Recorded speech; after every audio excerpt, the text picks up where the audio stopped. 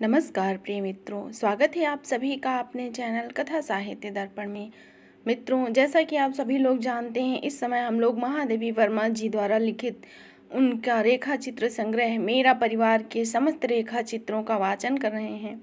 उसी श्रृंखला में आज हम लोग सुनेंगे उनका अंतिम रेखा चित्र निक्की, रोजी और रानी।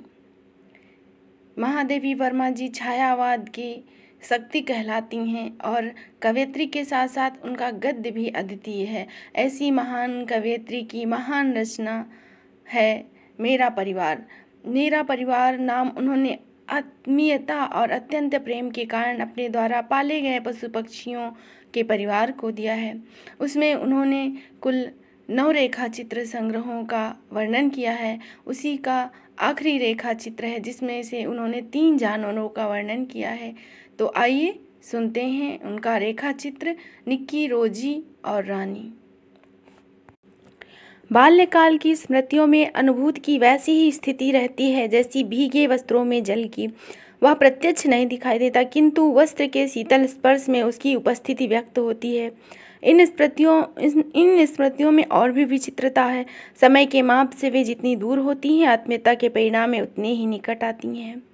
मेरे अतीत बचपन के कोहरे में जो रेखाएं अपने संपूर्ण ममत्व के विविध रंगों के साथ उदय होने लगती हैं, उनके आधार में 3 ऐसे जीव हैं जो मानव समष्टि के सदस्य न हो भी मेरी स्मृतियों में छपे से हैं, जिनमें से निक्की नेवला, रोजी कुतिया और रानी घोड़ी है। रोजी की जैसे ही आंखें खुली वैसे ही हुआ मेरे 5वें जन्मदिन पर पिताजी के किसी राजकुमार विद्यार्थी द्वारा मुझे उपहार में भेंट कर दी गई।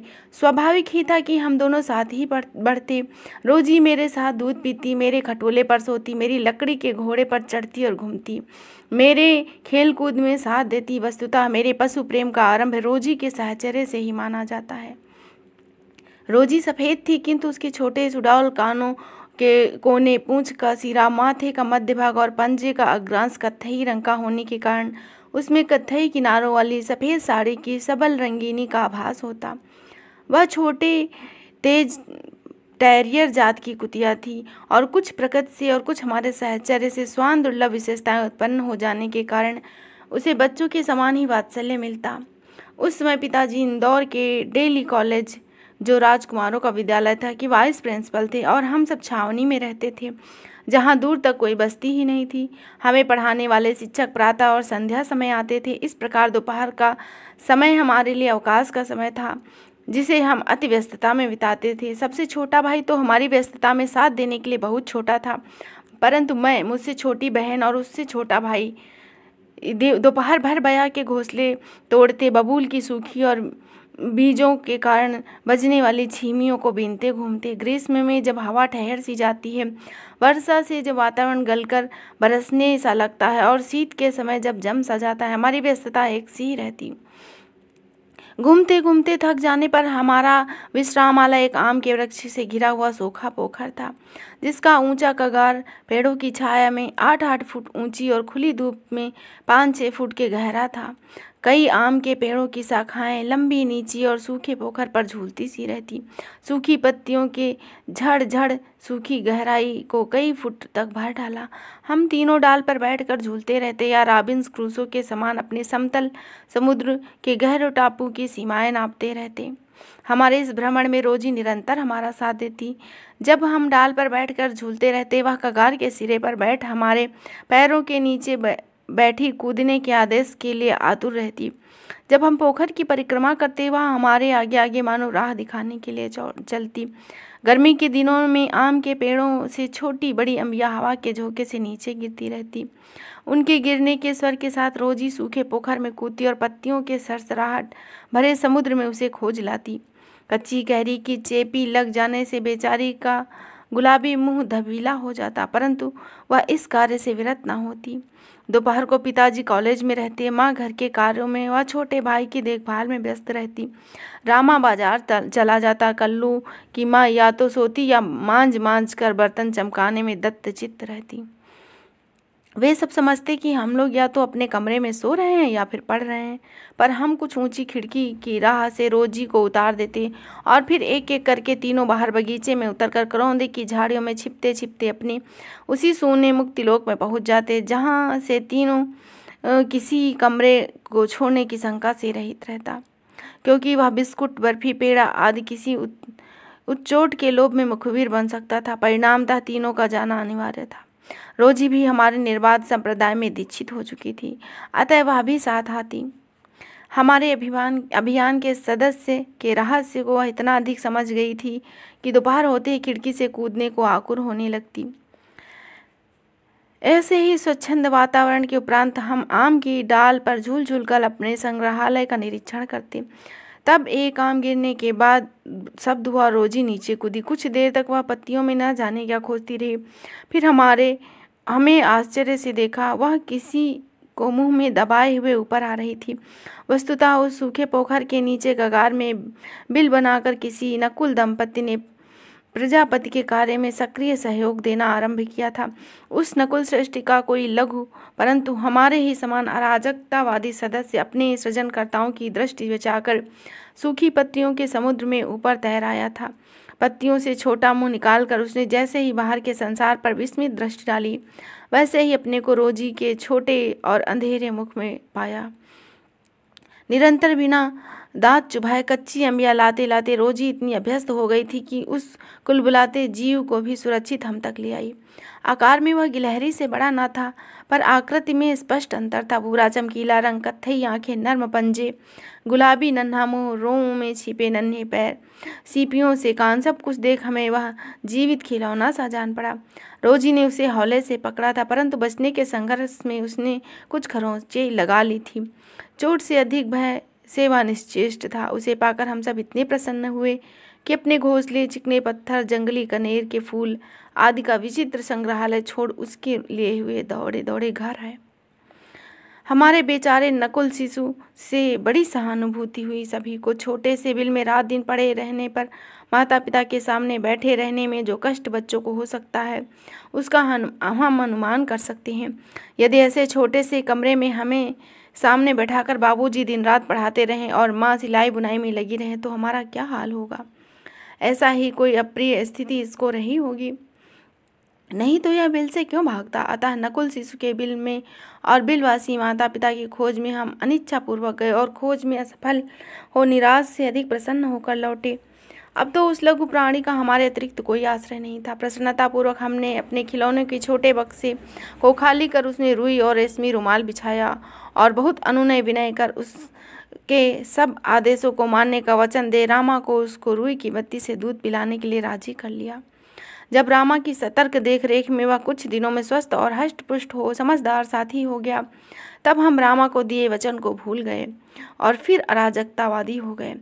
माँ ने उसका नाम रखा था नकुल, जो उसकी जातिवाचक संज्ञा का तत्सम रूप था, किंतु न जाने संक्षिप्तीकरण की किस प्रवृत्ति के कारण हम उसे निक्की पुकारने लगे। पालने की दृष्टि से नेवला बहुत स्नेही और अनुशासन प्रिय जीव है। गिलहरी के खाने योग्य कीट पतंग, फल फूल आदि कोई भी खाद्य खाकर वह अपने आप को पाल सकता है। जेब में, कंधे पर, आस्तीनों में, बालों में, जहाँ कहीं उसे बैठा दिया जाए वह स्थिर होकर बैठा रहता। उस समय हमारे परिवार में सबसे छोटी लड़कियों की वेशभूषा में गोटे पट्टे से सजा गरारा कुर्ता और दुपट्टा विशेष महत्व रखता था, जिसे वे मध्यकालीन बेगमों के लघु संस्करण जान पड़ती थी। कभी कभी प्रगतिशीलता का प्रमाण देने के लिए उन्हें फ्रॉक पहनाए जाते थे, जिसके कॉलर, लेस, झालर आदि भ्रम उत्पन्न करके मानो पूर्व पश्चिम दोनों का प्रतिनिधित्व करते हैं। हमारे जूते तक पूर्व पश्चिम के विभाजन में थे। पूर्व के वेश के साथ छोटी, हल्की और जरी के काम वाली पतली जूतियां पहनकर हम घिसटते हुए चलते थे। पश्चिमी वेश के साथ घुटनों के ऊपर तक काले या सफ़ेद मोजे चढ़ाकर ऊंची एड़ी वाले और तस्मे से कसे जूते पहनकर डगमगाते हुए चलने में हमें बड़ा मजा आता था। निक्की या तो मेरे दुपट्टे की चुन्नट में छिपा हुआ रहता या फिर गर्दन के पीछे चोटी में छिप कर बैठा रहता और कान के पास नन्हे मुंह निकालकर चारों ओर देखता रहता। रोजी का कार्य तो हमारे साथ दौड़ना ही था, परंतु निक्की इच्छा होने पर भी अपने सुरक्षित स्थान से कूद पड़ता और एक दिन जैसे ही हम खिड़की से नीचे उतरे, वैसे ही निक्की की सतर्क आंखों ने गुलाब की क्यारी के पास घास में एक लंबे काले सर्प को देख लिया।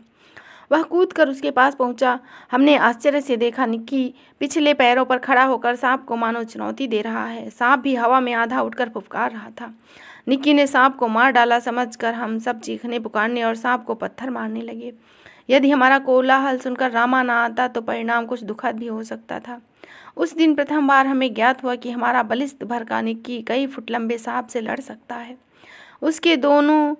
उन दोनों की लड़ाई में मानो पेड़ की हिलती डाली से बिजली का खेल था। निक्की सांप के सब और इतनी तेजी से घूमता कि वह एक भूरे और घूमते हुए धब्बे की तरह लग रहा था। बिजली की तड़प की तरह निक्की को पकड़ने में वह सांप असमर्थ था। वह तेजी से उछलकर सांप के फन के चारों ओर दौड़ता और पैने दांतों से आघात करता। रामा के कारण इस असमय युद्ध का अंत देखने के लिए हम बाहर न खड़े रह सके, परंतु जब निक्की खिड़की पर आकर बैठा तब हमने झांक कर सांप को कई खंडों में कटा देखा। निक्की के मुंह में विष न लगा हो, इस भय से रामा ने उसके मुंह को पानी में डुबो डुबो कर धोया और फिर दूध दिया। सांप जैसे विस्तर को खंड खंड करने की शक्ति रखने पर भी नेवला निष्ठांत निर्विष है।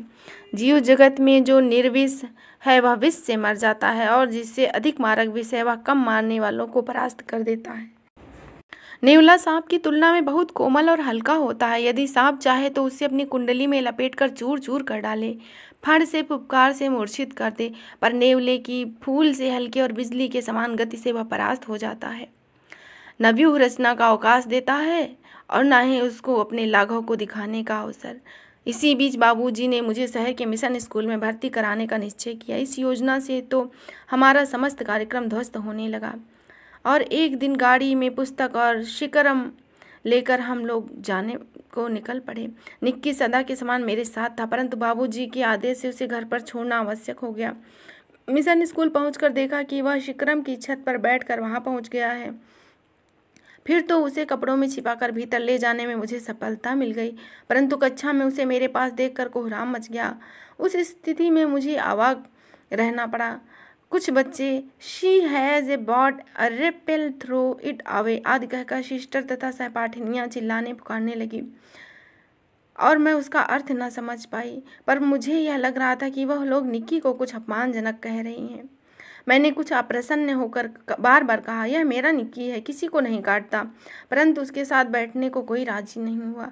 निरुपाय मैंने उसे फाटक की चहारदीवारी पर फैली लता में बैठा दिया, परंतु उसके खो जाने की शंका से मेरा मन पढ़ाई में न लगा। आने के समय निक्की कूदकर मेरे कंधे पर बैठ गया और आनंद इसके मारे मेरे आंसू निकल आए। प्रतिदिन मुझे पहुँचाने और लेने का काम रामा के पास था, अतः मार्ग भर निक्की मेरी गोद में बैठा रहता। मिशन के फाटक की लता में या बाग में घूमकर मेरी पढ़ाई के घंटों को बिताता, और छुट्टी होने पर फाटक पर पहुंचकर मेरे कंधे पर बैठ जाता। यही उसका नित्य का कार्यक्रम था। इसके उपरांत हमारे परिवार में एक बड़ा जीव सम्मिलित हुआ। रियासत होने के कारण इंदौर के शानदार घोड़े और सवारों का आधिपत्य था। इसके अतिरिक्त हम अंग्रेजों के बीच बच्चों को टट्टुओं और सफ़ेद गधों पर जाति के संबंध में रामा ने हमारा ज्ञानवर्धन किया घूमते देखते थे।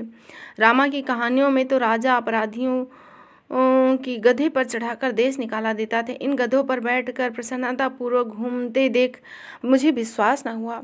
इन्हें दंड मिला है क्या? रामा के पास हमारी जिज्ञासा का समाधान था। इन्हें विलायत में गधे पर बैठने का दंड देकर भारत भेजा गया है, क्योंकि वहाँ यह वाहन नहीं है। एक दिन हम तीनों ने बाबूजी को मौखिक स्मृति पत्र दे दिया कि हमारे पास छोटा घोड़ा न रहना अन्याय की बात है। यदि अन्य बच्चों को घोड़े पर बैठने का अधिकार है तो हमें भी यह अधिकार चाहिए। बाबूजी ने हंसते हुए पूछा, सफ़ेद टट्टू पर बैठोगे? तुम कहो के साथ ठेलम ठेल के उपरांत मैंने अगुआ होकर गंभीर मुद्रा में उत्तर दिया, सफ़ेद टट्टू तो गधा होता है जिस पर बैठकर सजा दी जाती है। पता नहीं हमारे ज्ञान के अजस्र स्रोत रामा को बाबूजी ने डांटा या नहीं, परंतु कुछ दिन बाद हमने देखा कि एक छोटा सा चॉकलेट रंग का टट्टू आंगन के पश्चिम वाले बरामदे में बंधा है। बरामदा तो घोड़े को बांधने के लिए नहीं था, पर बाहर से टट्टू को लाने ले जाने के लिए दीवार में एक नया दरवाज़ा लगाया गया।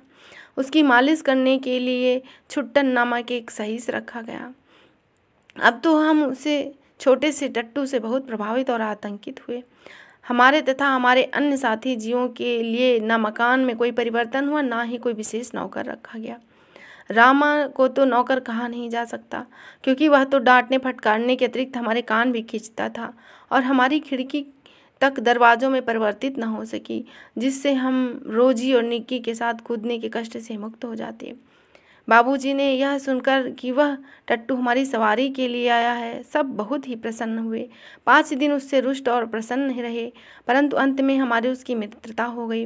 रामा से उसका नाम पूछने पर ज्ञात हुआ कि उसे ताज रानी कहकर पुकारा जाता है। ताजमहल का चित्र हमने देखा था। रामा और कल्लू को माँ की सभी कहानियों में रानी के सुख दुख की गाथा सुनते सुनते हम उसके प्रति सदैव हो गए। वह इतनी सुंदर थी कि अब तक उसकी छवि आंखों में बसी हुई है।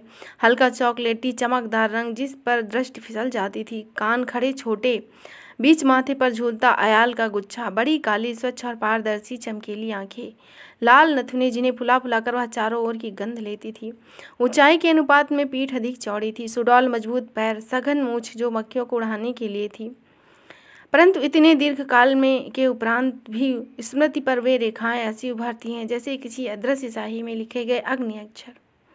रानी को अपने कमरे में ले जाना संभव नहीं था, अतः अस्तबल बना हुआ बरामदा ही हमारी अराजकता का कार्यालय बना।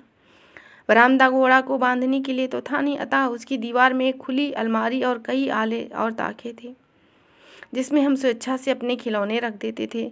रानी की गर्दन में झूल झूल कर, उसके कान और अयाल में फूल खोस कर और उसको बिस्कुट मिठाई आदि खिलाकर थोड़े ही दिनों में हमने उससे ऐसी मैत्री ली कि हमें न देखने पर वह अस्थिर हो पैर पटकने और हिनहिनाने लगती।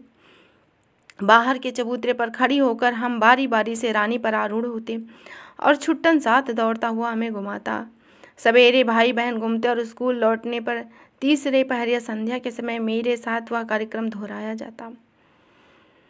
अंत में एक दिन छुट्टी के दिन दोपहर में सबके सो जाने पर हम रानी को खोलकर बाहर ले आए और चबूतरे पर खड़े होकर उसकी नंगी पीठ पर सवारी करके बारी बारी अपनी अधूरी सी इच्छा पूरी करने लगे।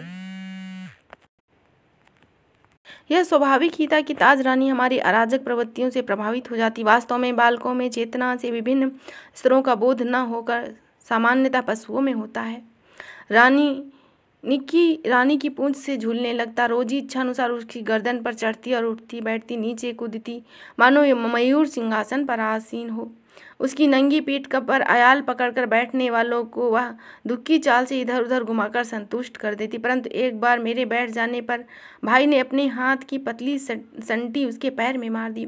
चोट लगने की तो संभावना ही नहीं थी, परंतु इससे न जाने उसके किस स्वाभिमान को दुख पहुंचा। वह वेग से ऐसे भागी मानो सड़क, पेड़, नदी, नाले सब बांध पीछे छोड़ जाएगी। कुछ दूर तो मैंने अपने आप को संभाला और अंत में गिरना निश्चित था। मेरे गिरते ही रानी मानो अतीत से वर्तमान में लौट आई और इस प्रकार निश्चल खड़ी हो गई जैसे पश्चाताप कर रही हो। साथियों की चीख पुकार से सब दौड़े। बहुत दिनों तक मुझे बिछौने पर रहना पड़ा। स्वस्थ होकर रानी के पास जाने पर वह ऐसी करुण पश्चाताप की दृष्टि से मुझे देखती और हिनहिनाती कि मेरे भी आंसू आ गए। एक बार भाई के जन्मदिन पर नानी उसके लिए सोने के कड़े भेजे। सामान्यतः कोई भी नया कपड़ा या आभूषण पहनकर हम रानी को दिखाने जाते थे। सुंदर छोटे छोटे शेर मुंह वाले कड़े पहनकर भाई ने भी रानी को दिखाया। ना जाने किस प्रेरणा से वह उसके दोनों कड़े उतार कर उसने रानी के कान में पहना दिया। फिर हम सब खेलने लगे और भूल गए। शाम को कड़ों की खोज आरंभ हुई, पर कड़ों का कहीं पता नहीं चला।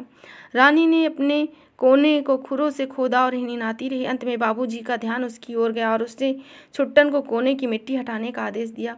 किसी ने कुछ गहरा गड्ढा खोद कड़े गाड़ दिए थे। दंड तो किसी को नहीं मिला, परंतु रानी सारे घर में अपना अच्छा स्थान पा गई। एक घटना अपनी विचित्रता में और स्मरणीय है। एक सवेरे उठने पर हमने रानी के पास छोटे से घोड़े को देखा। यह कहाँ था कहकर हमने रामा को इतना थका दिया कि उसने निरुपाय घोषणा की। वह नया जीव रानी के पेट में दाना और चारा खा रहा था। भाई ने उत्साह से पूछा, और भी हैं? रामा ने स्वीकृति में सर हिलाया। अब तो हम विस्मृत हुए और क्रोधित भी। यह छोटा सा जीव कोई काम धाम नहीं करते और हमको पीठ पर बैठाकर दौड़ाने वाली रानी का दाना और चारा खा जाते हैं। भाई ने कहा, रानी का पेट चीरकर हम कम से कम एक और बच्चा निकालेंगे।